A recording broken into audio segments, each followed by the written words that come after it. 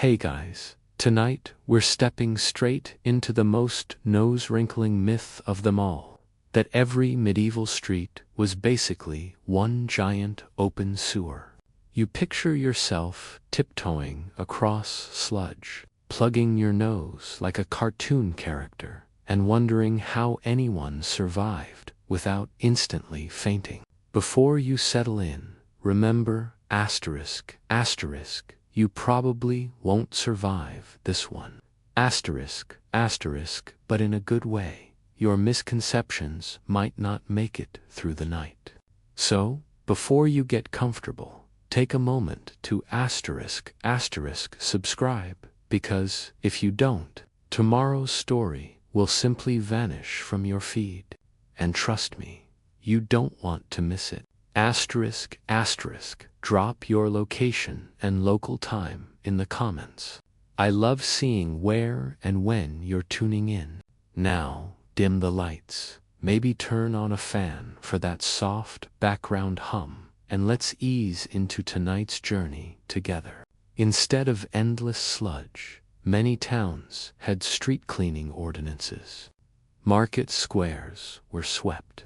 Town criers didn't just shout news, they shouted fines for dumping waste where it didn't belong. Floors got strewn with Russia's bundles of plants laced with herbs like lavender and rosemary to keep the air tolerable. In homes, smoke from hearths actually acted as a mild disinfectant.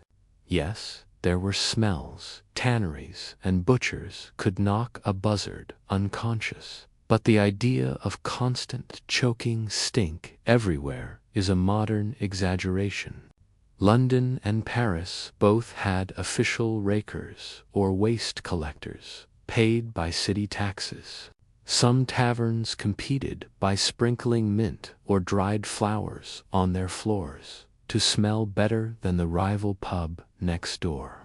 Historians still argue whether herbs in floor rushes were for hygiene or just fragrance. Did rosemary actually repel fleas, or just smell fancy? Picture a cobbler named Ailing leaning on his broom, muttering about today's fine for a careless fishmonger.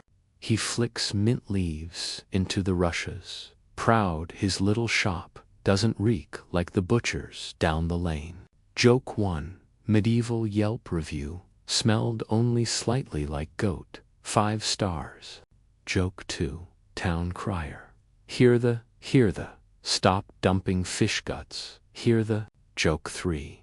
Your nose would file a complaint faster than your Wi-Fi drops. So no, medieval cities weren't perfume counters, but they weren't the biohazard zones your imagination built. Asterisk, and just when you're adjusting to cleaner cobblestones, wait until you hear why the nobody ever bathed myth might drown next.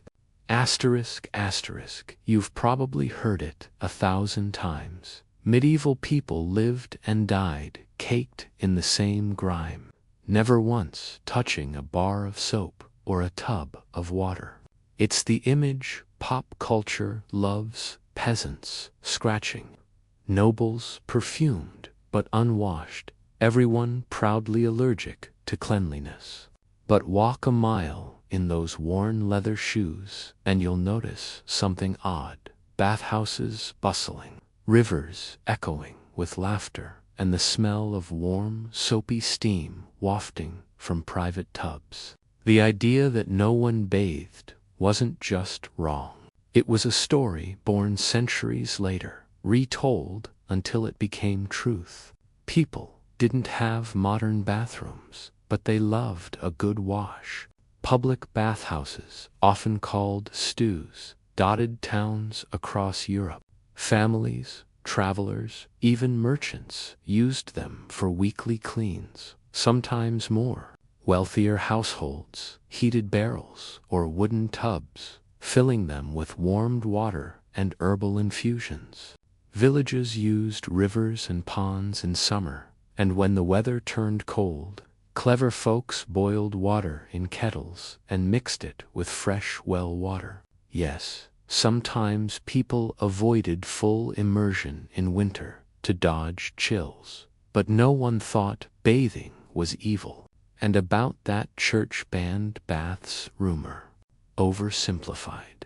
Some clergy warned against mixed-sex bathhouses turning into steamy date nights, but they didn't tell everyone to live in filth. In fact, monasteries kept washrooms and instructed monks to clean regularly. Picture a merchant woman named Jezebel hauling buckets to a courtyard tub. She drops a linen bag of herbs, thyme, lavender, maybe a little sage, and sighs as steam curls up in the cool evening air. She's no stranger to scrubbing down after a long market day. Joke 1. Medieval spa package, steam, scrub, gossip, and questionable beer. Joke 2. No one bathed was probably invented by someone who hated laundry day. Joke 3. Imagine telling Jezebel her herbal soak doesn't count. She'd throw a wet sponge at you. If you thought you were safe from soap, think again, because next, we're about to peek inside the so-called sinful bathhouses that might rewrite your idea of medieval nightlife. You've been told that medieval bathhouses were dens of lust and vice, forbidden by the church and whispered about in scandalous tones. In your mind, a bathhouse is more speakeasy than spa, a place where morals drown alongside people's shame. But step through the steam and you'll find a far more complicated, almost wholesome picture. Public bathhouses were community hubs. In towns like Paris, Regensburg, and London, families booked cubicles, travelers soaked sore muscles, and tradesmen came to scrub off weeks of grime. Many were licensed and taxed, often sitting proudly on the high street with a carved sign. Some even offered food and drinks, turning washing into a social event. Was there the occasional shady side room? Sure, humans have always found ways to sneak in a little mischief. But the stereotype that all bathhouses were brothels ignores how ordinary and necessary they were. Cities actually regulated them. In Nuremberg, inspectors checked water, cleanliness, and temperature. In Paris, fees were posted on walls to prevent overcharging. The church worried when men and women bathed together, not because washing was evil, but because temptation lurked in shared tubs. Some towns split hours by gender or built screens for modesty. Imagine a local baker named Dieter easing into a wooden tub after a day's dough kneading. He sips weak ale, laughs with his brother, and watches steam blur the lantern light above. For him, this isn't sin, it's relief, warmth, and gossip central. Joke 1. Medieval hot tub party, minus the Bluetooth speaker. Joke 2. City inspectors. We're here for water checks, and maybe a soak. Joke 3. Church warnings basically said, bath, yes. Flirt, no. Bathhouses weren't flawless, but they weren't Sodom with soap either. And speaking of water, get ready, because next, we'll tackle the idea that medieval water was instant death in a cup. You've likely been warned that every sip of medieval water was a game of intestinal roulette. Drink, and you die. People, the myth says, guzzled only ale because water was pure poison. But stroll to a village well at dawn and you'll see buckets rising, kids slurping straight from the rope-worn edge, and cooks filling pots without fear. It's true that urban water could be risky. Wells got contaminated by waste, especially in crowded cities. But many towns protected springs with stone housings and wooden lids. Fresh running water, streams, rivers, mountain-fed wells, was prized and often safer than stagnant pools. People boiled water for soups, teas, or herbal brews. And yes, ale and beer were popular not because everyone was drunk, but because brewing involved boiling, which killed germs, though no one knew the term germs yet.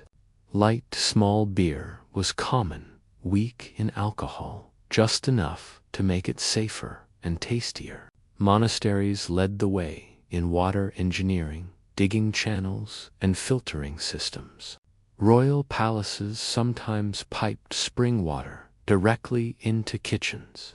Even peasants recognized bad smells and would walk farther to fetch clean water if they could. Imagine a young monk named Brother Elfric kneeling by a cloister fountain, filling a jug.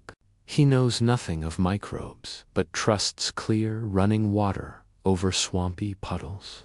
The monastery's rules even tell him to refill the fountain daily. Joke 1. Drink only beer was basically medieval clickbait. Joke 2. Germ theory didn't exist, but noses worked just fine. Joke 3. Ale for breakfast. Sure, but water wasn't instant doom. So while you might still prefer a filter bottle, the idea that water equaled death is oversold. And if you're worried about cleaning up after all that drinking, brace yourself. The soap story you've heard is about to get a slippery rewrite. You've probably heard the tale. Medieval folks had no soap, no suds, and no clue. In this version of history, everyone just smeared more grime over old grime and called it a day. But peek into a cottage on wash day and you'll smell something sharp, smoky, and surprisingly familiar. A rustic soap bubbling away on the hearth. Soap absolutely existed. People made it from animal fat mixed with lye produced by soaking wood ash in water. It wasn't the perfumed bar you know today, but it cleaned. Soapwort, a naturally foaming plant, served as a gentler option. Towns like Marseille became famous for hard soaps by the late Middle Ages, and England's soap boilers formed early guilds. Even poorer households could boil small batches, fat from cooking, ashes from the fire, water, a long stir. Done. Laundry day was a sudsy scene, big pots of lye soap, clothes pounded and rinsed in streams. Hands got scrubbed before feasts, and wealthier homes sometimes imported fancier Castile soap for bathing.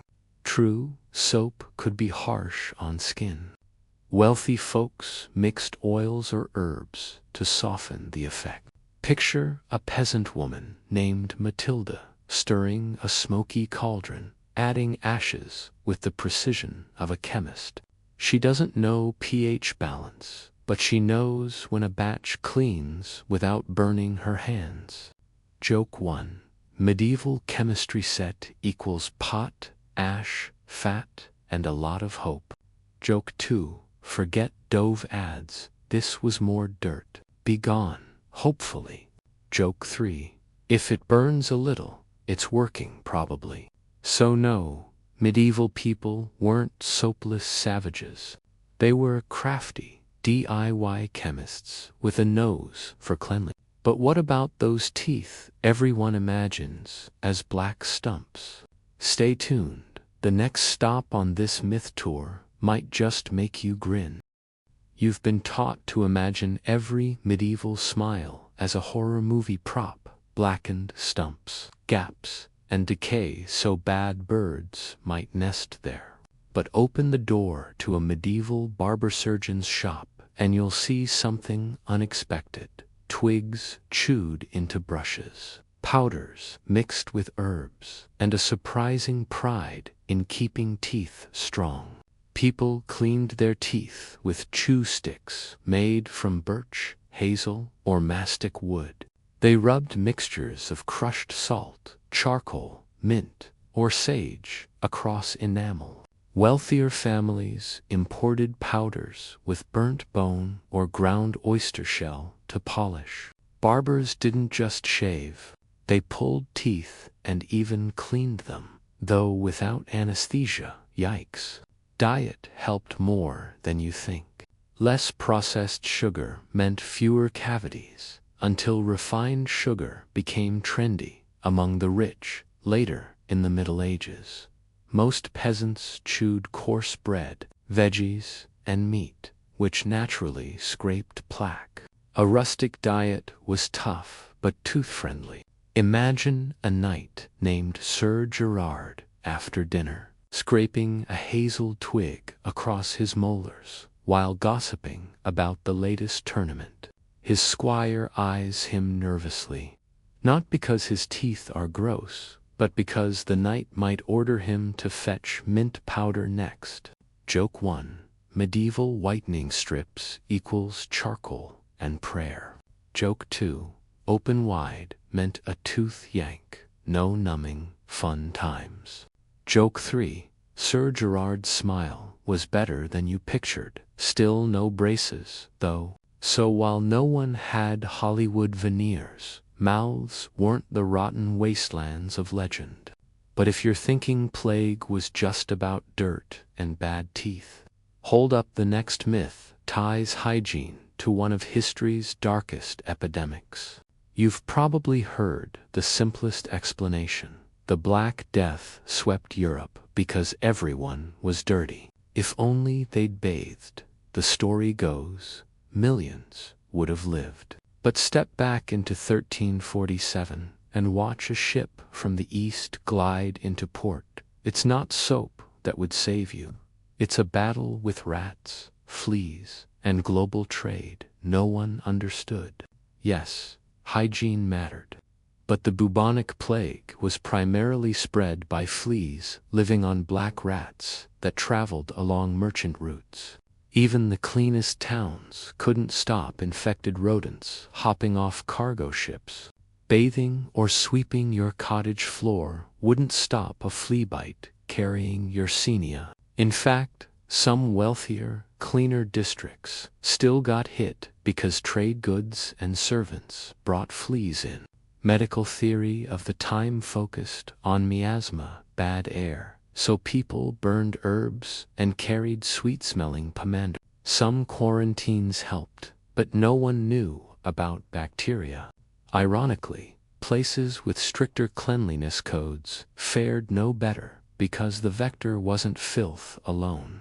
It was mobility, climate, and sheer bad luck. Imagine a merchant named Paolo watching crates unload in Genoa. He pats the family cat, not knowing the fleas on passing rats are about to change Europe forever. His spotless ledger won't save him. Joke 1. Fleas didn't check if you had showered. Joke 2. Soap can't outsmart a rat express line. Joke 3. Medieval bad air theory, basically blaming the vibes. So while grime didn't help, it wasn't the main villain. And if you're picturing waste flooding streets, wait, the next myth about medieval toilets might surprise and relieve you. You've probably seen the grossest caricature. Every medieval street was an open sewer, with chamber pots dumped from windows and no rules at all. Sure, there were moments of airborne surprises, watch your head. But the picture's far more organized than the myth suggests. Many towns had cesspits, deep holes lined with stone or wood, used to collect waste. When full, they were emptied by gong farmers. Yes, real job title. Who hauled the muck outside city walls for disposal or farming fertilizer. Wealthier homes and castles built garderobes, vertical shafts leading to pits or moats, often tucked in outer walls to keep smells out. Some cities enforced fines for street dumping, and guild rules included keeping shop fronts clean. Night soil collection was a trade with its own pay and risks. Urban planning wasn't perfect. You could still get a bucket surprise from an upper floor window, especially in poorer districts, but it wasn't an endless tide of waste. Public latrines existed near markets or bridges, sometimes even with running water to flush. Paris and London both tried to legislate sanitation, though enforcement varied. Picture a night soil man named Hugh clomping through dark alleys with a cart, lantern swinging. He hums while hauling barrels no one else dares touch, secretly proud of keeping streets livable. Joke 1. Medieval Uber Eats. No Uber poops. Joke 2. Gong Farmer, the original essential worker. Joke 3. Fines for dumping waste equals medieval HOA energy. So while accidents happened, life wasn't one big sewer slide. And if you're imagining castles as permanent stink bombs, brace yourself. The next myth takes us right inside the royal halls. Everyone loves to imagine castles as grand but gag-inducing huge stone fortresses filled with rot, manure, and mysterious smells that could knock out a dragon. But walk through a well-run medieval keep, and you'll notice a deliberate, if imperfect, fight against foulness. Castles had garderobes, vertical shafts leading to pits, or directly over moats, placed in outer walls so drafts could pull odors away. Windows and arrow slits helped ventilate. Herbs like lavender, thyme, and rushes were scattered across floors. Sweet-smelling straw was swapped regularly. Laundrymaids washed sheets, nobles wore fresh linen under their heavy garments, and large kitchens kept scraps moving out quickly. Fires constantly burning in great halls acted as natural air circulators and mild disinfectant. Of course, smells happened. Horses in courtyards, cooking meat, and refuse awaiting collection. But it wasn't the endless stench pit people assume. Nobles cared about image and comfort. A reeking castle embarrassed its lord. Guests expected a degree of civility, and staff worked to deliver. Picture Lady Eleanor inspecting her chambers, while servants replace old rushes with fresh ones laced with herbs. She waves incense over a brazier, muttering about keeping up appearances before tonight's feast. Joke 1. Medieval Febreze equals herbs and hope. Joke 2. If the draft didn't pull smells out, it pulled them in. Joke 3. Castle tours back then. Ignore the moat smell, please. So while not minty fresh, castles weren't the unlivable stink bunkers of legend. And if you're worried about what people wore in such places, hang tight. The truth about laundry will wash away another myth next. You've probably been told medieval people wore the same crusty tunic until it walked away on its own. Laundry, supposedly unheard of. But peek into a riverside meadow on wash day, and you'll see bright linens snapping on lines, women pounding cloth with paddles, and suds floating downstream. Laundry was absolutely routine. Linen underclothes, shirts, chemises, brais were washed often because they touched the skin and absorbed sweat. Outer garments, like wool tunics, were cleaned less, but still refreshed with brushing, airing, or occasional washing. Towns had professional fullers, specialists who cleaned and thickened wool using fuller's earth, lye, and stomping vats. In cities, public washhouses let people rent space and water. Peasants washed by rivers, beating fabric on stones and soaking it with homemade soap. Bleaching greens, open grassy fields were used to lay damp linens in the sun, the natural light helping whiten and disinfect. Wealthier households kept laundresses who rotated wardrobes seasonally. Even kings worried about fresh linens. Inventories show huge stores of shirts and bedding. Imagine a washerwoman named Alina swinging a beater against a soaked tunic, chatting with neighbors as her children chase ducks nearby. She knows exactly how to get winter mud out of wool. Joke 1. Medieval washing machine equals one big rock and elbow grease. Joke 2. Laundry gossip was basically medieval social media. Joke 3. Sun-bleached linen was the Instagram filter of its day. So no, clothes weren't eternal crust armor.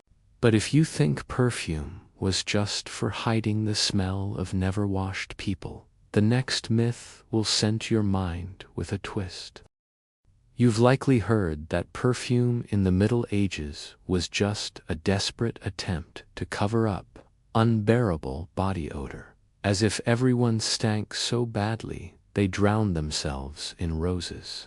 But wander into a medieval apothecary's shop, and you'll find something more subtle. Scents used not only for pleasure, but for health and status. Perfumes, oils, and pomanders, little spheres filled with spices or herbs, were believed to fight off illness by cleansing the air. People thought sweet smells protected against plague-carrying miasma.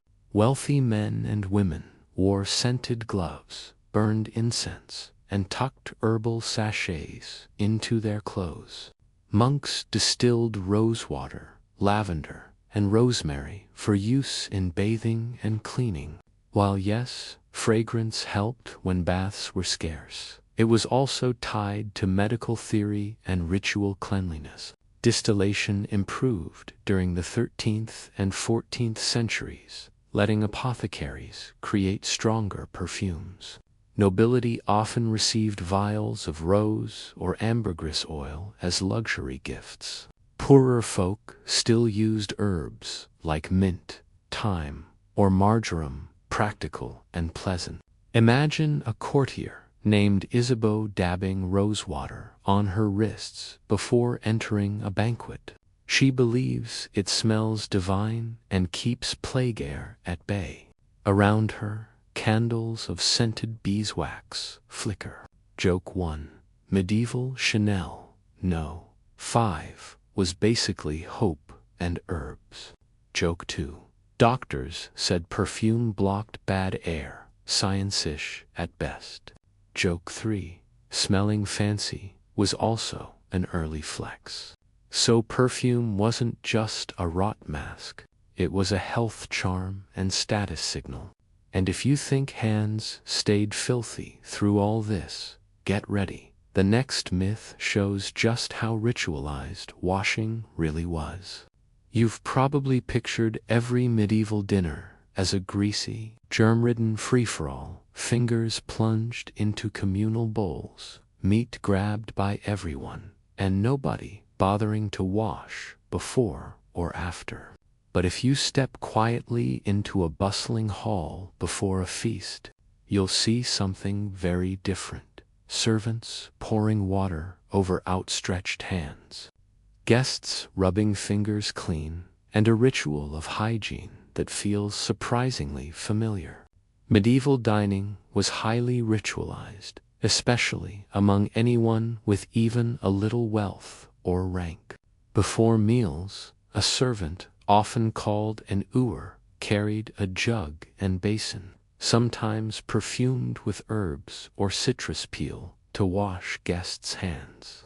This wasn't just fancy theater. It was expected good manners. Even common folk had a version, a shared bowl or jug by the table, where everyone rinsed off field dirt before eating.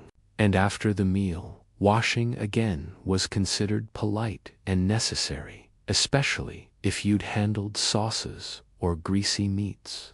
The idea that no one washed their hands likely came from later, Victorian snobbery, which looked back and painted earlier eras as filthy. In truth, table etiquette books from the 13th and 14th centuries specifically instruct diners to wash before touching food. One even warns, asterisk, do not touch the meat with unwashed hands, for it is unseemly. Churches promoted ritual washing, too, seeing it as part of spiritual and bodily purity. Public spaces had washing stations, sometimes simple basins, near markets and churches, where travelers could splash clean before prayers or trading. Monasteries kept lavabos, stone sinks with running water for monks to wash hands before meals and mass. While peasants in fields obviously couldn't maintain spotless hands all day, they were no strangers to scrubbing before eating at home. Imagine a young squire named Robin arriving late to the Lord's table. A servant rushes over with a silver jug and pours scented water across Robin's palms. Robin mutters thanks, sniffing the rosemary floating in the basin before wiping dry on a linen towel. The Lord watches approvingly. Good manners mattered as much as clean hands. Joke 1. Medieval hand sanitizer equals warm rosemary water and prayer. Joke 2. Wash before you eat. Moms have been yelling it forever. Joke 3. Forget Purell. Just hope the servant's aim was good. The fascination with clean hands didn't stop at the dining hall. Tradesmen often rinsed after work. Surgeons and barbers cleaned tools and fingers, even if they didn't fully understand germs. Washing was tied to health, faith, and respectability, not just luxury. Another interesting piece: pilgrims traveling long roads often washed hands and feet at way stations. Water was symbolic of cleansing the soul and the body. In many places, fountains built near churches were meant for ritual and practical washing. By the late Middle Ages, wealthy towns had public fountains where citizens filled buckets and washed up before entering markets. Of course, there were limits. Winter made water scarce and cold. Peasants sometimes had to break ice just to rinse, and without soap at every station, washing could be more about visible dirt than invisible bacteria. But to say hands were never washed is like saying no one ever brushed teeth. We know that's far from true. Robin's dinner scene comes back here, halfway through the feast.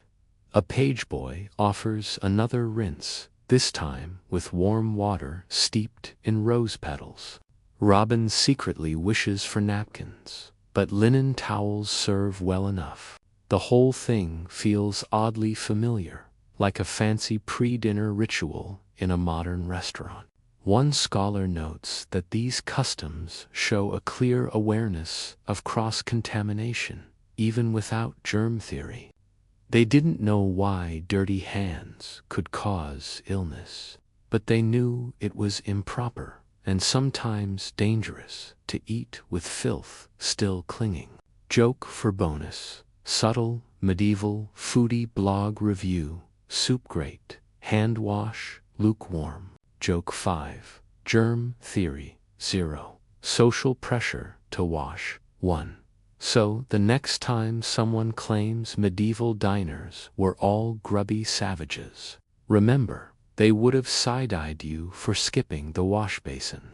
And if you think doctors ignored hygiene altogether, hold that thought. The next myth uncovers how medicine itself pushed surprising cleanliness long before microscopes. The cliché says medieval medicine was a terrifying mix of superstition and filth, leeches, pus, and no concept of cleanliness. Doctors, you've been told, didn't care about washing, disinfecting, or even basic hygiene. but follow a physician into a 14th century infirmary, and you'll see a far more nuanced and surprisingly clean world than the myth suggests. Medieval physicians didn't know about bacteria, but they were deeply concerned with balance and purity. Medical theory revolved around the four humors: blood, phlegm, yellow bile, black bile, and staying clean was thought to help keep those humors in harmony. Bathing, fresh air, and cleansing wounds were common recommendations. Monastic hospitals, especially, kept detailed rules. Monks were required to wash hands before and after caring for the sick, and patients bathed when possible to reduce corrupt air around them. Surgical manuals from the 12th and 13th centuries actually describe cleaning wounds with wine or vinegar to prevent putrefaction. Surgeons boiled their tools, not because they knew germs existed, but because they believed heat and alcohol purified and sped healing. In battlefield medicine, water boiled with herbs like rosemary or thyme was used to wash injuries.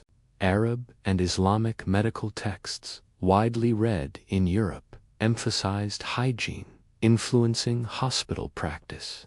Imagine Brother Matthew, a monk physician, gently rinsing a soldier's gash with warm wine while chanting a prayer. He ties on clean linen bandages, reminding his apprentice to burn the soiled ones. He doesn't know the word sterile, but his actions line up surprisingly well with it. Joke 1. Medieval disinfectant equals wine. Finally, a medical excuse to drink. Joke 2. Dr. Boyle, that knife. Apprentice, because of germs. Doctor, because I said so. Joke 3. Monks basically invented the first spa-hospital hybrid. Doctors also linked dirt to disease via smell. Foul odors were seen as dangerous.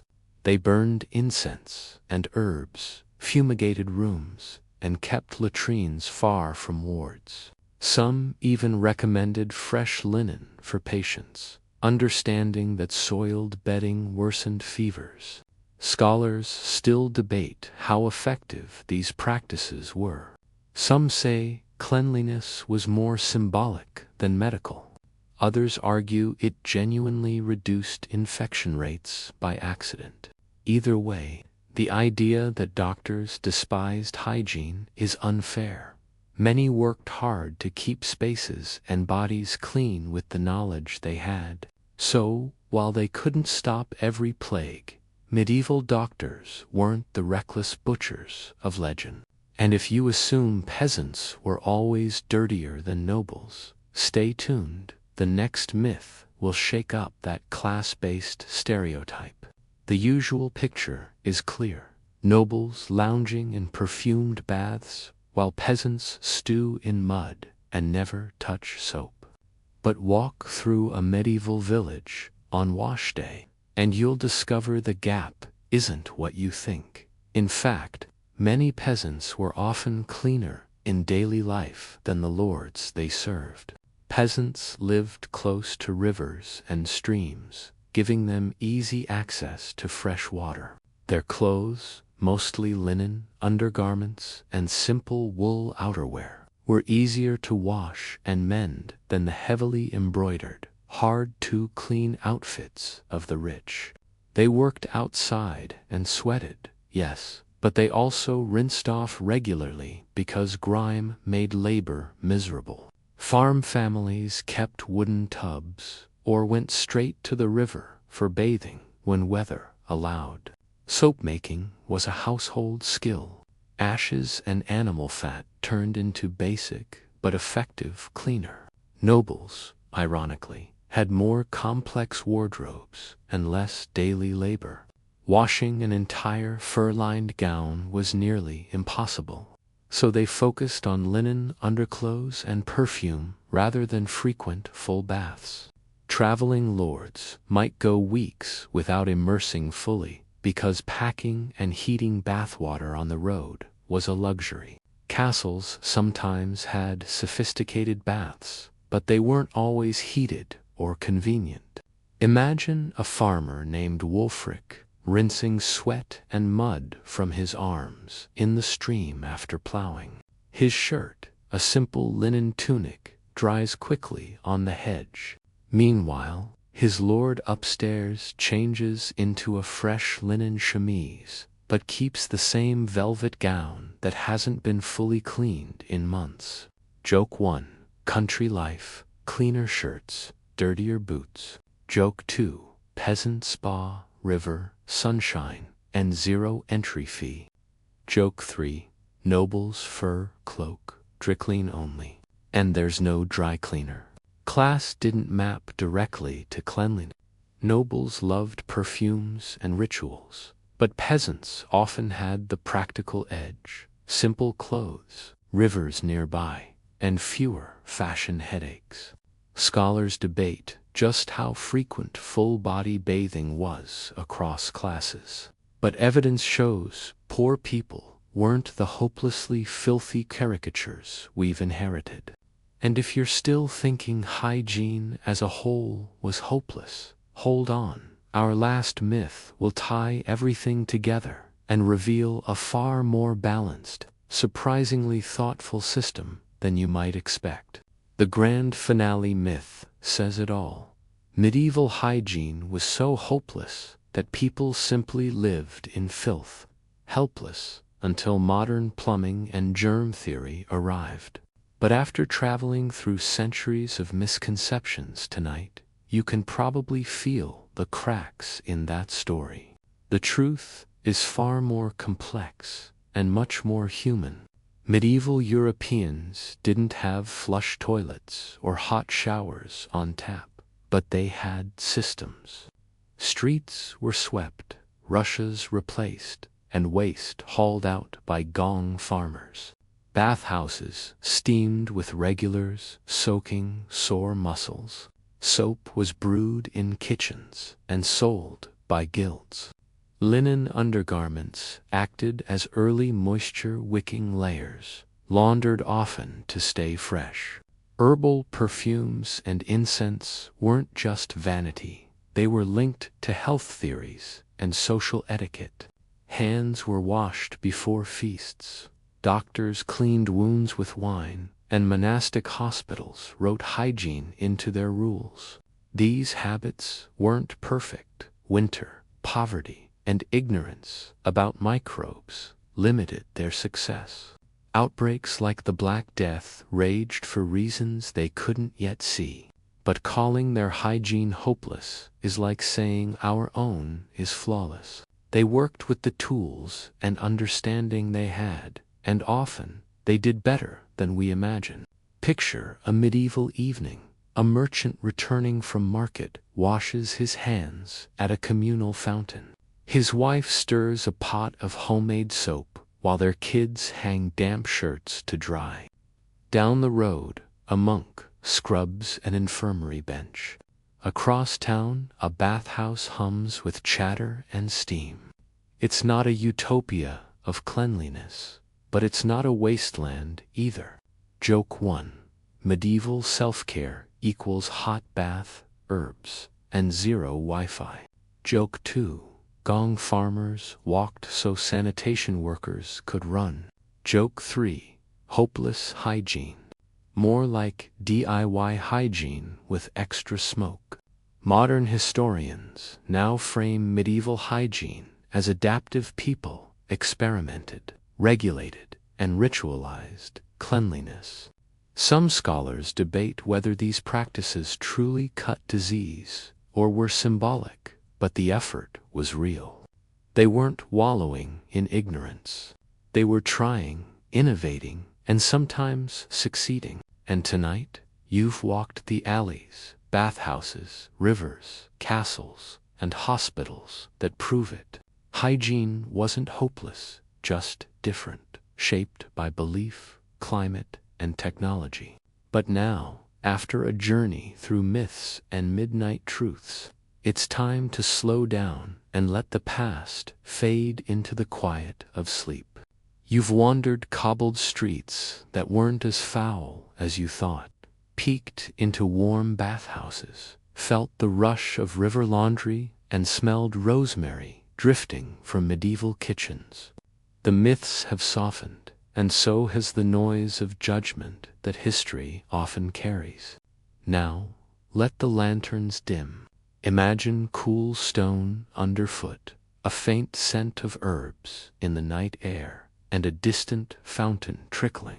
Breathe slow and even. You've discovered that the past was more resourceful, more alive, and yes, cleaner than you were told. Let that curiosity settle like evening mist. If you're still awake, remember, asterisk, asterisk, subscribe before you drift off, so you wake to new history every night. Asterisk, asterisk, tomorrow's secret might just rewrite another belief you've carried for years. Sleep well, traveler. The Middle Ages have let you go, a little wiser, a little calmer, and ready to dream.